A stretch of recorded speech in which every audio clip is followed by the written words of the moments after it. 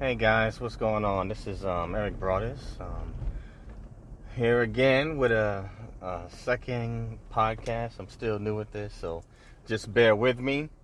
But yeah, just doing my I guess Sunday afternoon chores and ride around, and I'm considering going to go do my little DoorDash, for a little bit, and then call it a night and get ready for Monday morning. But for the day, I don't really have anything special that I want to talk about. But I don't know. Just as I'm just riding around, I'm looking at certain parts of Sacramento, and I guess the effects of this homeless population. And I was born and raised in New York City. Urban ghetto, of course, and what, from what I remember, being in the hood or the ghetto,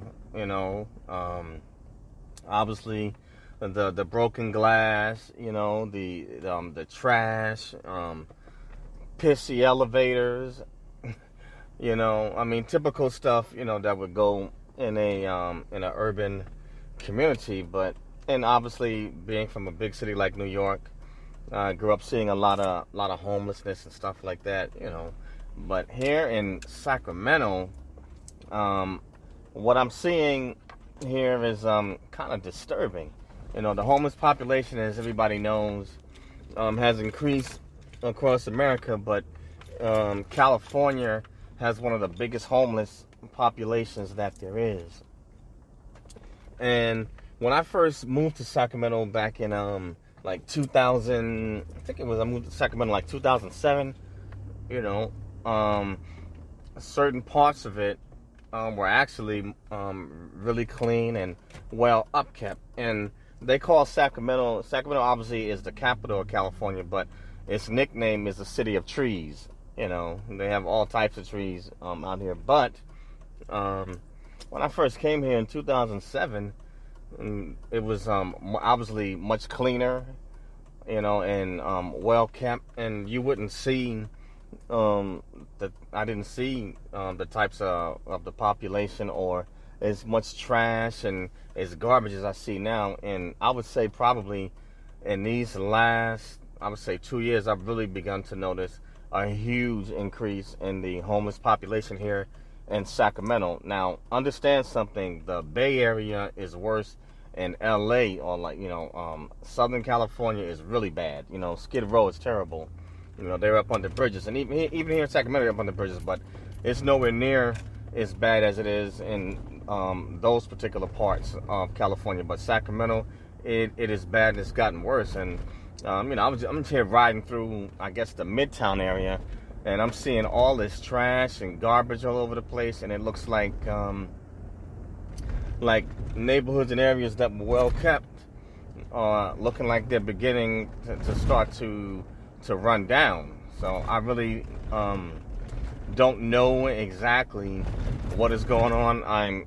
From what I'm hearing, is that I guess maybe we're in a recession, or even some may even say a depression, and because of job loss and the economy, But yeah, it's there are people out here that are sleeping in front of businesses in broad daylight.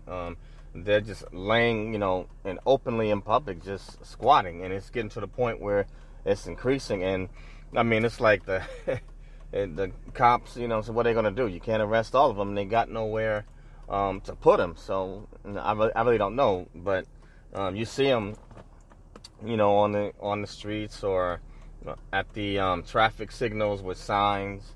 Some asking for money. Some said they'll work for food. And there was one guy that even had a sign where he said that he was said he was too ugly to prostitute. I'm like, wow. I had to laugh at that one. If I could have got to him in time, I definitely would have given him a tip for that one. But it's really gotten bad here in California, and I see like a rapid decline. So and obviously, I guess, like all people, I'm pretty a productive guy.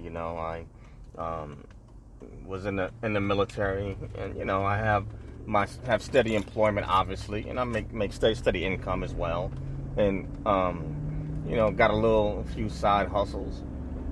So maybe I've been in a bubble, but I don't really know exactly what's happened to cause such a rapid decline. And I'm talking about it's very noticeable, and you can see the desperation with people, and they even getting more and more bolder. Whereas people might used to ask you for change or for $1, some out here in California is putting the price on it.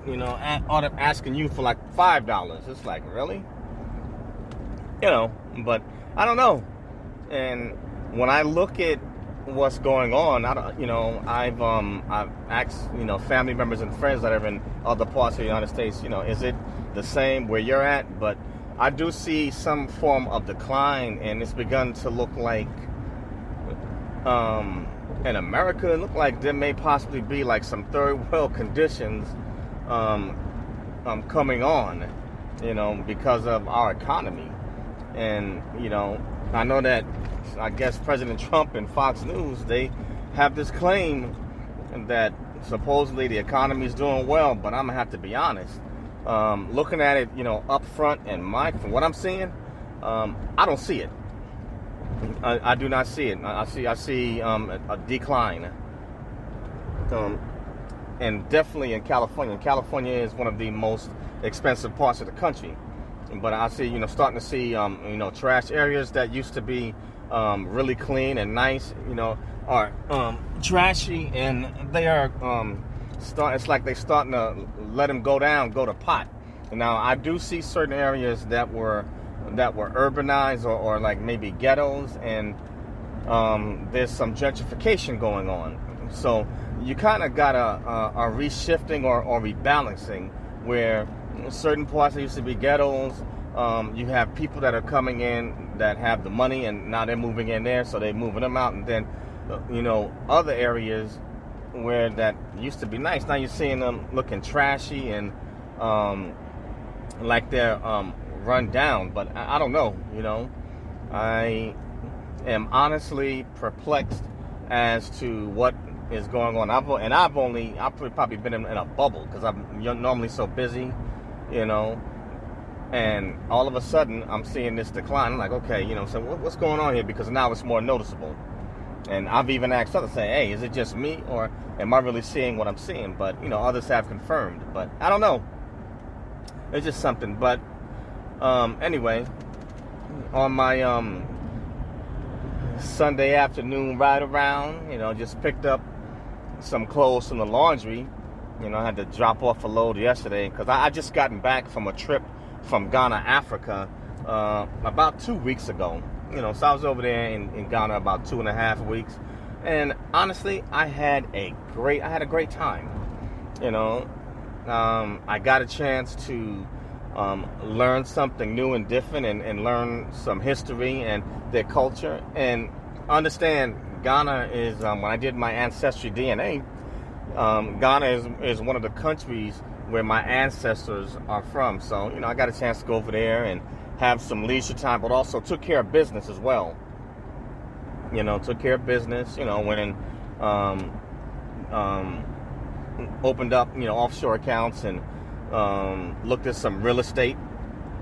So definitely, and we'll be going back to make that purchase. But the people were warm, and definitely warm and genuine, and it was a unique experience. I got to visit some of the what was it? The slave castles. Where it was the port where they shipped off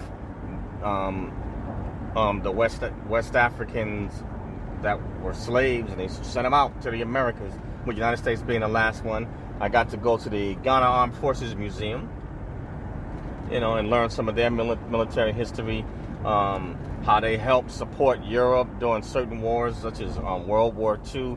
I'm not sure if they were involved in World War I, but I know definitely Ghana was definitely involved in World War II, and they definitely helped the British out. As far as Vietnam and stuff like that, I can't remember, couldn't remember everything, but I have this stuff on my YouTube channel. And just briefly, my YouTube channel is Eric Broadus YouTube. That's EricBroadus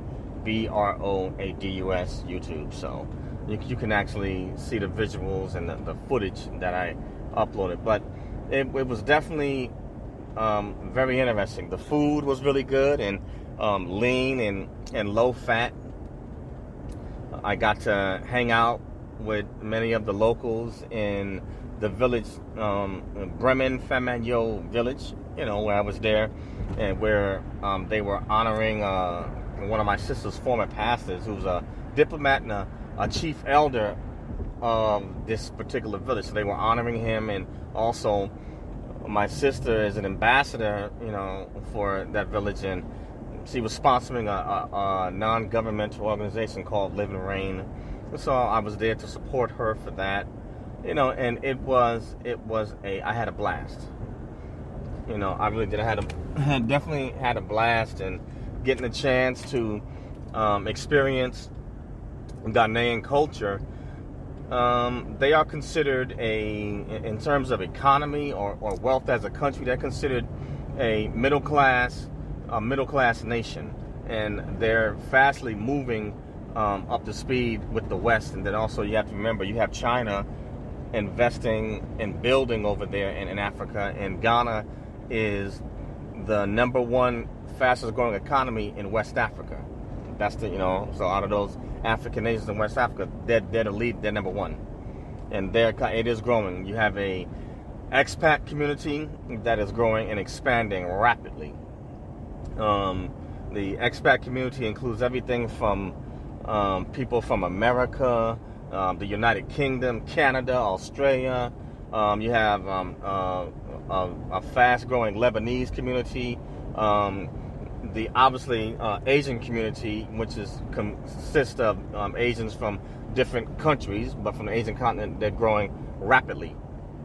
And others. Well, I can't even begin to name. Nigerians are over there. I mean, it's just growing and growing and growing, like crazy. So there's definitely lots of development going on, infrastructure. They're introducing this year actually social programs like we have here. Disability insurance, welfare. They're going to a mortgage system.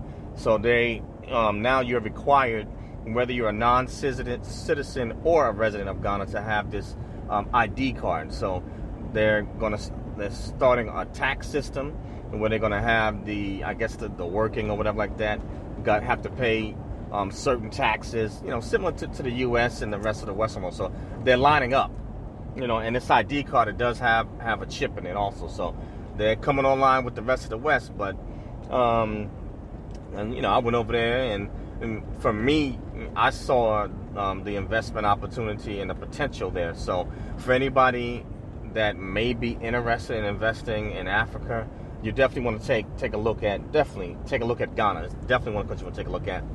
And I'm thinking, what is it? If you want to know about investment opportunities, I would say just probably Google it or go online. But I think I have the site. I think it's Ghana Investments. I can't remember the rest of it. But just go into Google, type in investment in Ghana, and look for the particular ministry or government agency that tells you and gives you all the information. And as with anything, make sure you do your research. You never want to invest money and time, especially somewhere foreign. I mean, we don't do that in the countries that we're from. So you definitely don't want to go to a foreign country and make sure you cross your T's and dot all your I's, and get reputable people to help you that have integrity. That's the key thing. You don't want to be a foreigner that goes over there willy-nilly and you get ripped off. It can't happen. Some will take advantage of you, and may overcharge you or anything. But it's just a heads up. Anybody out there that's got a few extra pennies that they want and they looking to invest in something, I would say definitely take a look at Ghana and Africa as a continent, but definitely Ghana. You want to take a look at that, and there's some potential, a lot of growth potential there, and you can dive in. But I mean, what did I find? Let me see. Unique in Ghana. I'm trying to think. What I really think was unique in Ghana. Oh, okay, I got it. The one thing I did find that was unique in Ghana is that how in Africa, how some of them they carry the items on their head, and literally when I talk about, I thought New York City was the city of hustle that never sleeps. Ghana just knocked money making Manhattan out of the block. In Ghana, they are on their grind 24/7, and literally, if you want to call them your street vendors, I'm talking about literally, you can be driving on your way home and they're coming to you in the streets. They got the items, in their hands, trying to sell them to you, and you can purchase them straight from out of your car window, and you can actually go shopping without even going to the store, because they selling you everything from food to freaking roof tiles. And I'd never seen anything like that. I'm talking about, and they get their money. I mean, these men and women, they're hauling, running up to the car, make sure they get their money before you pull off from the traffic light in flip-flops and booking it. But yeah, they sell everything. So I thought that right there was one aspect that was unique. Another thing is, I guess for me being an African American, I was actually amazed that, and with the Africans, they grow up speaking several different dialects or languages. I believe in Ghana, definitely Ghana and Senegal, I think they may speak like maybe some French, or some may even speak Portuguese. I mean, they speak, different languages. I'm just like, wow, and for those of you that are going to travel international, I would say it always helps to be bilingual. And I know you can't learn a language for, every country, but even just knowing, another language, I would definitely suggest, if any of you men and women that may be considering living part-time out of the country, make sure you learn the local language, if it's other than, say, maybe English or something like that, because being bilingual, it'll help you be able to move and get around the country much easier. Let's see what else. Ghana was definitely very inexpensive. It was definitely inexpensive. When I was there 2 weeks ago, when I bought they used the Ghanaian CD, and so it is like I think it was something like 5 point something CD to $1 US. So it's very, very inexpensive over there. And as far as cost of living, very low. It is very low. So the US dollar goes a long way in Ghana. So that was a positive. Now, some other things that you may have to get used to, if you're not, say, in an area where it's like real westernized, you may have to take some cold showers at time, or maybe if the water bladder runs out, the water can cut off on you, and then you have to call to have the guy come by and refill the bladder up with some more water. But I mean, yeah, I'm a prior military guy, so it's like cold showers ain't really much of a big deal to me. But if you've never been out of the country before, there's some things you definitely gonna have to gear up for, because there may be certain things you might consider austere conditions, or kind of remote. But other than that, pretty much it's pretty got some pretty westernized, got a pretty good standard, but it's up and coming. So it's not going to be like I guess maybe Western wealthy nations, like the United States, or I'm talking about everywhere. It's not, certain parts obviously much more developed than others, but the further out, certain locations may be a bit remote, or they may be somewhat, behind somewhat, but they do have, obviously technology, internet, like in any other place, but you get what you pay for. So if you're gonna make a trip to Ghana, definitely check with your travel agent and If you want a westernized hotel or westernized standards, then you're just gonna have to pay. You're gonna have to pay more for it. So make sure you prep for it. So I would recommend see a travel agent. Go online, research. And check it out. But it's definitely a beautiful place. It really is beautiful, and the people are wonderful. Let me see. Do I have really anything else? I can't really think of everything for Ghana because it's in my head, and I've been really going. But all I can say is that I did have a great time. But if for you investment junkies out there and you're looking to diversify your portfolio, I would recommend take a look at Ghana, and then you make your own decision on what you want to do from there. But then I will be going back. Buy me some land and build a house, and then I plan on eventually buying some more real estate and property, over there, because it's really cheap, to be honest with you, really cheap, and especially, if you live in expensive places like Hawaii, California, New York, on the East Coast, DC, Boston, it's cheaper than even the rural parts of America. But for us that live in these high cost of living areas, Ghana is, it's really cheap. But yeah, on my Sunday afternoon ride around here, on my way to just DoorDash just for a little bit. Get a little spare change in there, off of this gig economy. That gig economy, helped me pay for that business class ticket. And when I was on that flight, you can best believe, because business class, once it goes international, converts to first class. Every bit of that good champagne that they was pouring out, you best believe I was fixing my mouth to drinking and raising my glass, getting toasty off the good stuff. Yeah, out here in Cali, just chilling.